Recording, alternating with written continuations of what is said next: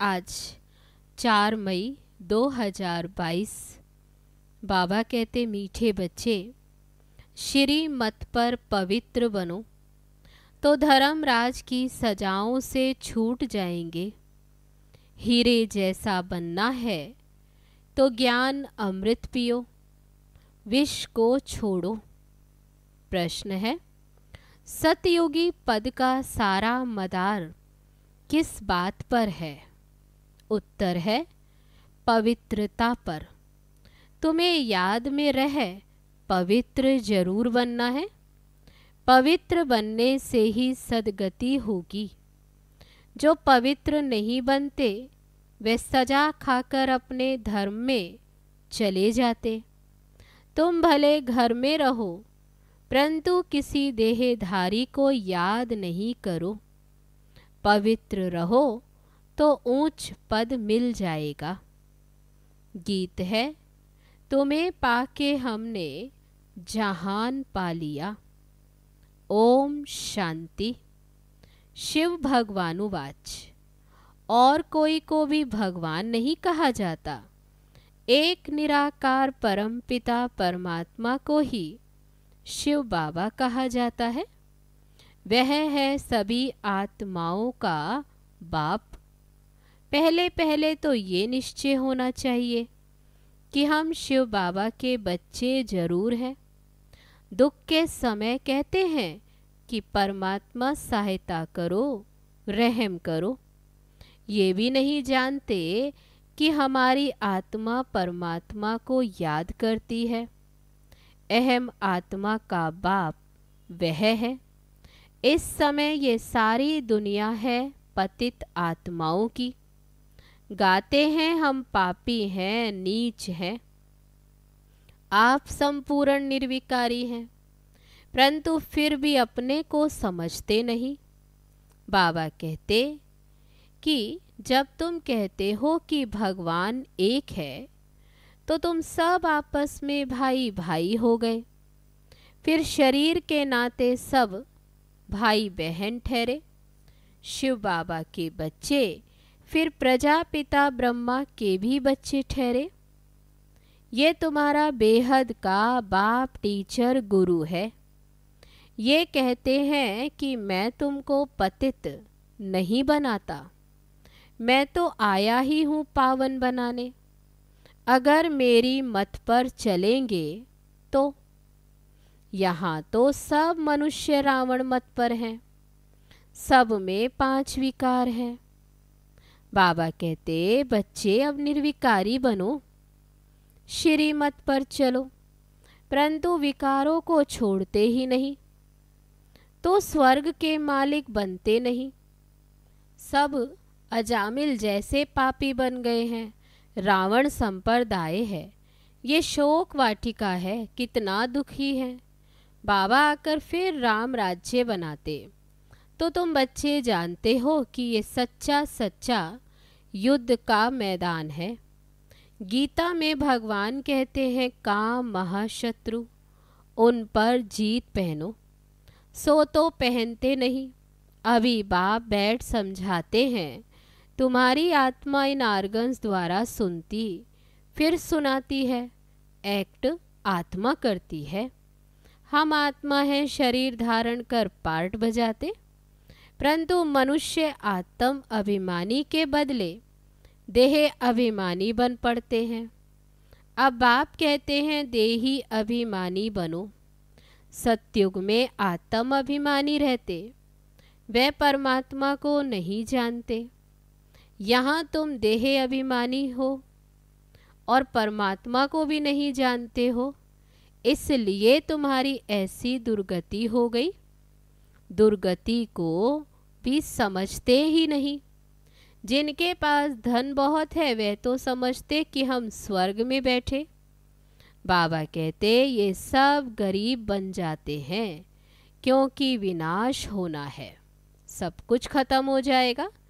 विनाश होना तो अच्छा है ना, हम फिर मुक्ति धाम में चले जाएंगे। इसमें तो खुश होना चाहिए। तुम मरने के लिए तैयारी कर रहे हो। मनुष्य तो मरने से डरते हैं। बाप तुमको वैकुंठ में ले चलने के लिए लायक बना रहे हैं। पतित तो पतित दुनिया में ही जन्म लेते रहते, स्वर्गवासी कोई भी नहीं होते। मूल बात बाप कहते हैं कि पवित्र बनो। पवित्र बनने बिगर पवित्र दुनिया में चल नहीं सकेंगे। पवित्रता पर ही अबलाओं पर कितनी मार पड़ती है। विष को अमृत समझते। बाबा कहते हैं ज्ञान अमृत से तुमको हीरे जैसा बनाता हूँ, फिर तुम विष खाकर कौड़ी जैसे क्यों बनते हो। आधा कल्प तुमने विष खाया, अब मेरी आज्ञा मानो, नहीं तो फिर धर्मराज के डंडे खाने पड़ेंगे। लौकिक बाप भी कहते बच्चे ऐसा काम नहीं करो जो कुल का नाम बदनाम हो। बेहद का बाप कहते हैं श्री मत पर चलो, पवित्र बनो। अगर काम चिता पर बैठे तो तुम्हारा मुंह काला तो है और ही काला हो जाएगा। अभी तुमको ज्ञान चिता पर बिठाए गोरा बनाते हैं। काम चिता पर बैठने से स्वर्ग का मुंह भी नहीं देख सकेंगे। इसलिए बाप कहते हैं अब श्री मत पर चलो। बाप तो बच्चों से ही बात करेंगे ना। बच्चे ही जानते हैं कि बाप हमको स्वर्ग का वर्षा देने आए हैं। कलयुग अब पूरा होना है। जो बाप की श्रीमत पर चलेंगे उनकी ही सद्गति होगी। पवित्र नहीं बनेंगे तो सजा खाकर अपने धर्म में चले जाएंगे। भारतवासी ही स्वर्गवासी थे, अब पतित बन पड़े हैं। स्वर्ग का पता ही नहीं है। तो बाप कहते तुम मेरी श्रीमत पर ना चल, औरों की मत पर चल विकार में गए तो मरे। फिर भल पिछाड़ी में स्वर्ग में आएंगे, परंतु पद बहुत हल्का पाएंगे। अभी जो साहूकार हैं वे गरीब बन जाते, जो यहाँ गरीब हैं वह साहूकार बनेंगे। बाप गरीब निवाज है, सारा मदार है पवित्रता पर। बाप के साथ योग लगाने से तुम पावन बनेंगे। बाबा बच्चों को समझाते हैं मैं तुमको राजयोग सिखाता हूँ, मैं घर बार नहीं छुड़ाता हूँ। भले घर में रहो परंतु विकार में मत जाओ, और कोई भी देहधारी को याद नहीं करो। इस समय सब पतित हैं। सतयुग में पावन देवता थे, इस समय वह भी पतित बन पड़े हैं। पुनर्जन्म लेते लेते अब अंतिम जन्म हो गया है। तुम सब पार्वतियाँ हो। तुमको अब अमरनाथ बाप अमर कथा सुना रहे हैं, अमरपुरी का मालिक बनाने। तो अब अमरनाथ बाप को याद करो। याद से ही तुम्हारे विकर्म विनाश होंगे। बाकी शिव शंकर व पार्वती कोई पहाड़ों पर नहीं बैठे। ये सब भक्ति मार्ग के धक्के हैं। आधा कल्प बहुत धक्के खाए। अब बाबा कहते मैं तुमको स्वर्ग में ले जाऊंगा। सत्युग में सुख ही सुख है, न धक्के खाते न गिरते। मुख्य बात है ही पवित्र रहने की। यहाँ जब बहुत अत्याचार करते तो पाप का घड़ा भर जाता है और विनाश होता। अब एक जन्म पवित्र बनो तो पवित्र दुनिया के मालिक बन जाएंगे। अब जो श्रीमत पर चले, अगर कल्प पहले श्रीमत पर नहीं चले तो अभी भी नहीं चलेंगे, ना पद पाएंगे। एक बाप के तुम बच्चे हो, तुम तो आपस में भाई बहन हो गए, परंतु बाप का बनकर अगर गिरे तो और ही रसातल में चले जाएंगे और ही पापात्मा बन जाएंगे। ये है ईश्वरीय गवर्नमेंट। अगर मेरी मत पर पवित्र नहीं बने तो धर्मराज द्वारा बहुत कड़ी सजा खानी पड़ेगी। जन्म जन्मांतर के जो पाप किए हैं उन सब की सजा खाकर हिसाब किताब चुकतू करना होगा। या तो योग बल से विकर्मों को भस्म करना होगा या तो बहुत कड़ी सजा खानी पड़ेगी। कितने ढेर ब्रह्मा कुमार और कुमारियां हैं, सब पवित्र रहते भारत को पवित्र बनाते हैं। तुम हो शिव शक्ति पांडव सेना गोप गोपियां, इसमें दोनों आ जाते हैं। भगवान तुमको पढ़ाते हैं।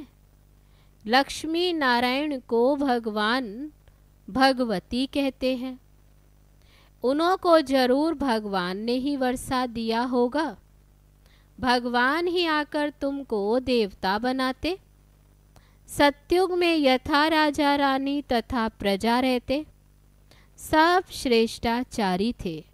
अभी रावण राज्य है। अगर राम राज्य में चलना है तो पवित्र बनो और राम की मत पर चलो। रावण की मत से तो तुम्हारी दुर्गति होती। गाया भी हुआ है, किनकी दबी रहेगी धूल में, किनकी आग जलाए। सोना आदि जमीन में दीवारों में छिपाते हैं। अचानक मरेंगे तो सब कुछ वहाँ ही रह जाएगा। विनाश तो होना ही है। अर्थक्वेक आदि जब होती तो चोर लोग भी बहुत निकल पड़ते हैं। अब धनी बाप आया है तुमको अपना बनाकर विश्व का मालिक बनाने। आजकल वानप्रस्थ अवस्था में भी विकार बिगड़ रह नहीं सकते, बिल्कुल ही तमो प्रधान हो गए हैं। बाप को पहचानते ही नहीं। बाप कहते मैं पवित्र बनाने आया हूँ। अगर विकार में जाएंगे तो बड़ी कड़ी सजा खानी पड़ेगी। मैं पवित्र बनाए पवित्र दुनिया स्थापन करने आया हूँ। तुम फिर पतित बन विघन डालते हो, स्वर्ग की रचना करने में बाधा डालते हो, तो बहुत कड़ी सजा खानी पड़ेगी। मैं आया हूँ तुमको स्वर्गवासी बनाने के लिए। अगर विकार नहीं छोड़ेंगे तो धर्मराज द्वारा बहुत मारे जाएंगे, सजा मिलेगी, बहुत त्राही त्राही करनी पड़ेगी। ये इंद्र सभा है। कहानी है ना, वहाँ ज्ञान परियां थी। वे किसी पतित को ले आई तो उनका वाइब्रेशन आता था। यहाँ सभा में बाबा के सामने मधुबन में किसी पतित को नहीं बिठाया जाता। पवित्रता की प्रतिज्ञा करने बिगर बिठाया नहीं जाता, नहीं तो फिर ले आने वाले पर दोष पड़ जाता है। बाप तो जानते हैं फिर भी ले आते हैं तो शिक्षा तो दी जाती है। शिव बाबा को याद करने से आत्मा शुद्ध हो जाती, वायुमंडल में साइलेंस हो जाती। बाप ही बैठ परिचय देते हैं कि मैं तुम्हारा बाप हूँ। 5000 वर्ष पहले मौफिक तुमको मनुष्य से देवता बनाने आया हूँ। बेहद के बाप से बेहद सुख का वर्षा लेना है। अच्छा, मीठे मीठे सिकी लदे बच्चों प्रति मात पिता बाप दादा का याद प्यार और गुड मॉर्निंग। रूहानी बाप की रूहानी बच्चों को नमस्ते। हम रूहानी बच्चों की रूहानी बाप दादा को नमस्ते नमस्ते। ओम शांति। अब है धारणा के लिए मुख्य सार। पहली पॉइंट, योग बल द्वारा विकर्मों के सब हिसाब किताब चुकतू कर आत्मा को शुद्ध और वायुमंडल को शांत बनाना है।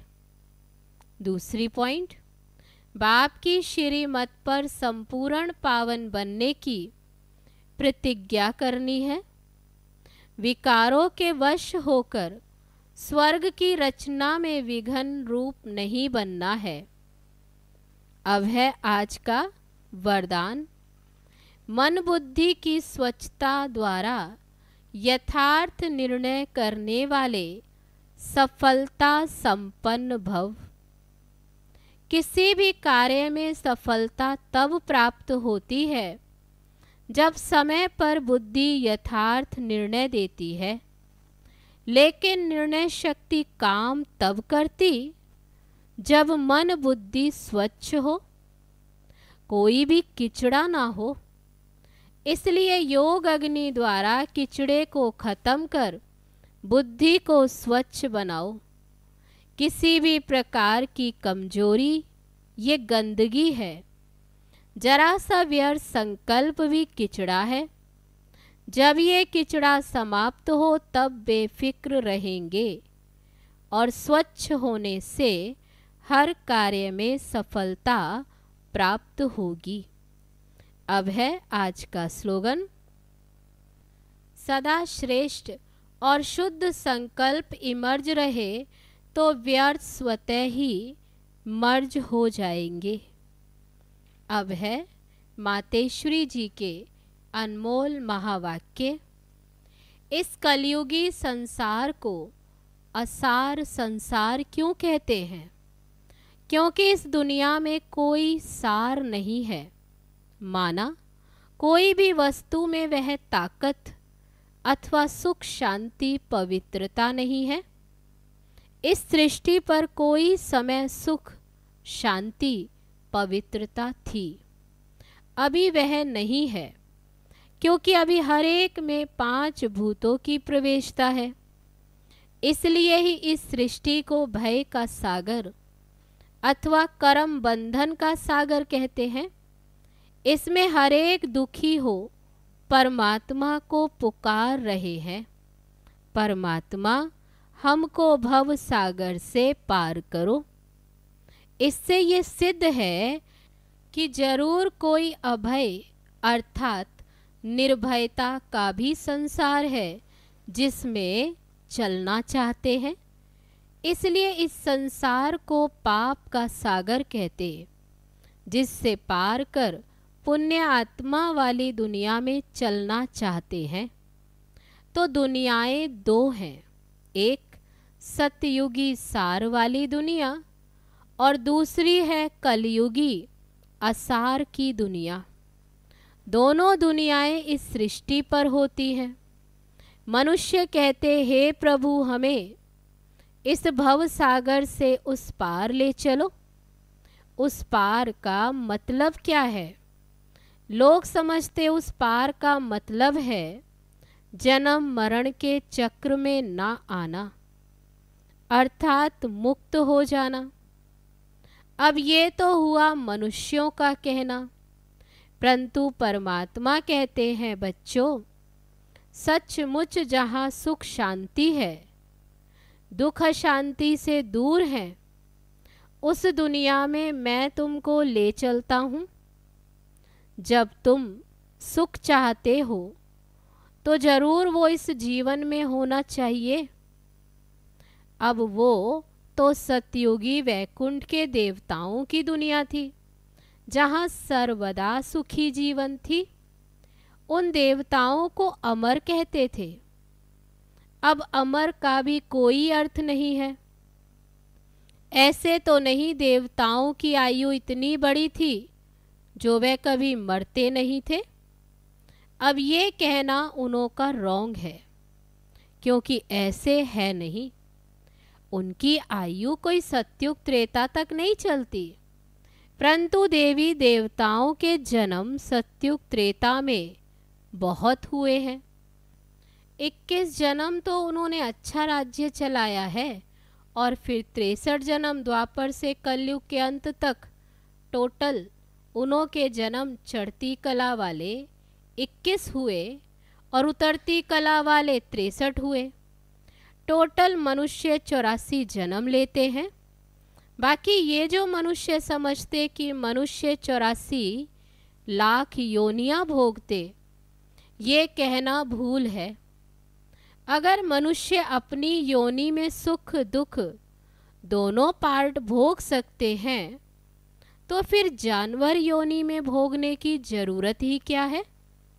बाकी टोटल सृष्टि पर जानवर, पशु, पक्षी आदि 84 लाख योनियां हो सकती हैं, क्योंकि अनेक किस्म की पैदाइश है। लेकिन मनुष्य योनि में ही अपना पाप पुण्य भोग रहे हैं और जानवर अपनी योनियों में भोग रहे हैं।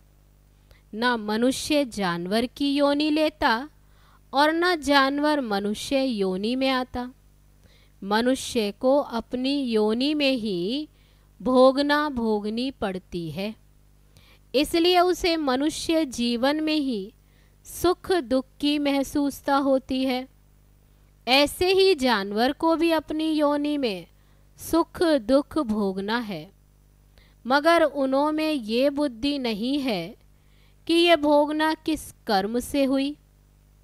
उन्हों की भोगना को भी मनुष्य फील करता है, क्योंकि मनुष्य है बुद्धिमान। बाकी ऐसे नहीं मनुष्य कोई 84 लाख योनियां भोगते हैं।